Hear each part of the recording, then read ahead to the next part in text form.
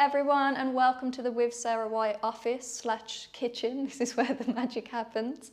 Little bit different this week, so if you've clicked on this video, you are looking for ways to diversify your yoga or wellness professional income, and I don't blame you.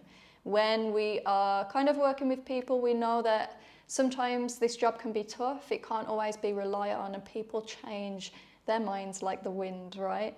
I know yoga and money can be a little bit of a tough subject, but for me, when we're taking this business seriously, it's essential to have multiple streams of income just to kind of bulletproof your business.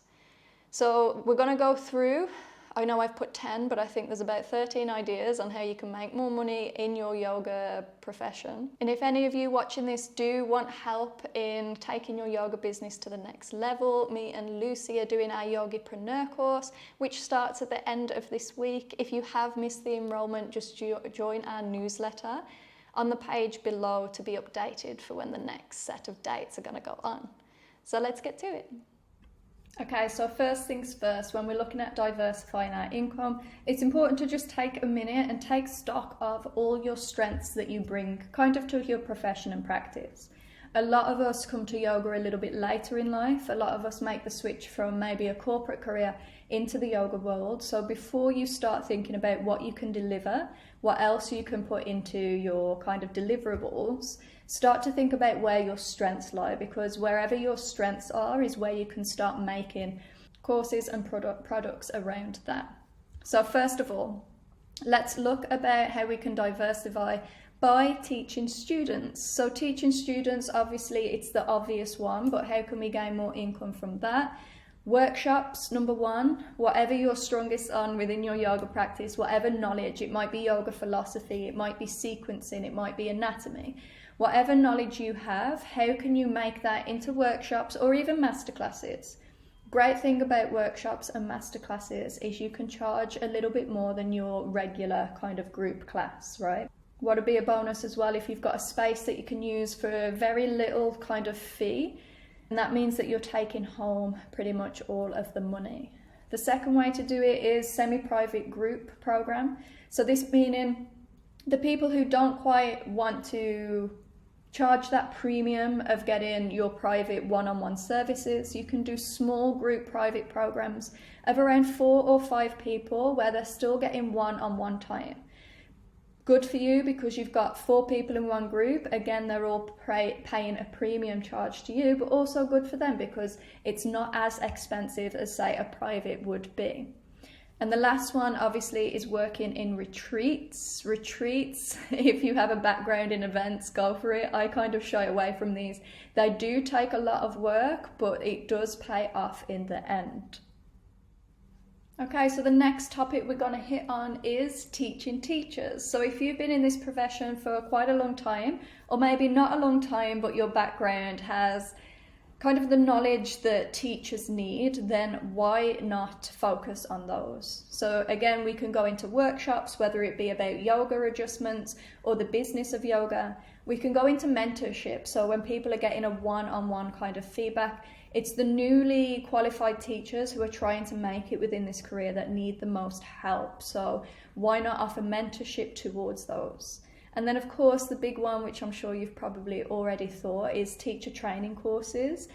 Now don't think this has to be a 200, 300 hour course. As you can see on the bottom, my art of sequencing, that is a yoga teacher training that's 4 weeks long. It's not a full kind of certification for people who are going to become yoga teachers, but again, it's still hitting the mark on people who want to keep progressing within their yoga careers. And for this next slide, we are going to be talking about purchasables or deliverables that you can give within your community. This is a way to start thinking about, okay, how can I gain a kind of passive income? How can I have some kind of avenue streams going on in the background, between your private clients, between your studio classes? So first one, pretty obvious, is create a retail product for your community. Whether that be yoga clothing, whether it be a specific yoga mat that you use, yoga bottles, anything. So even if for me, because I'm a handstand coach, I might even do my own handstand socks that people can slip and slide on the floor with. It sounds silly, but if there is a market to it, then why not, right? You know your market, you know your community. The next two is more about moving online, so creating an online course. All you would need is a high definition camera, even the smartphones that you get now, perfect, and make sure that the audio is good. Online courses are super easy to put up now. You don't even have to have your own website. So you can see down here, we have Thinkific, we have Teachable. There's a lot more available as well, who will host your online course and give you a website with that. It's super easy to do. If you're good with tech, then there'll be no issues to set that up by yourself, if you have the time, of course.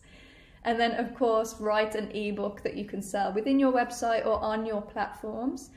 You can use Canva for this, which is what I'm using for this presentation. Canva, again, super easy to use, drag and drop features, you can put links in it. What I will say with the ebook is make sure there's enough meat within it. So for me, I would always put kind of links to videos and stuff, just because I think that a text-based kind of book or ebook right now is a little bit old-fashioned. So think about a way in that you can zhuzh it up and give people a little bit more for their money.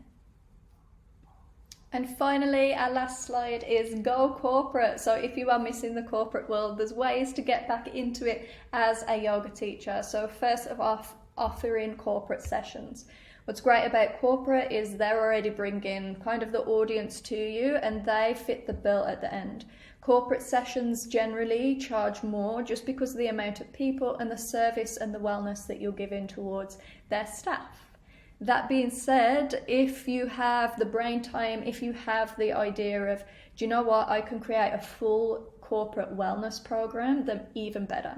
It's like a course where you can go into a big corporation, you can deliver your yoga, your mindfulness talks, all under one price bracket.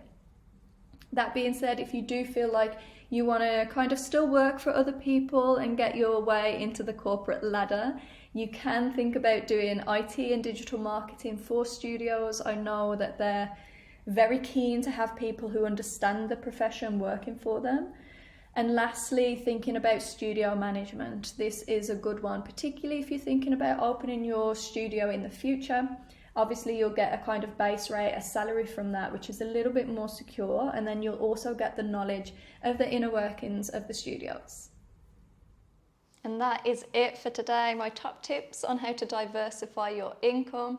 Remember, sign up to my teacher's newsletter where you'll get tips like these straight into your inbox. And anyone interested in YOGIPRENEUR, the link's below. I'll see you all next week.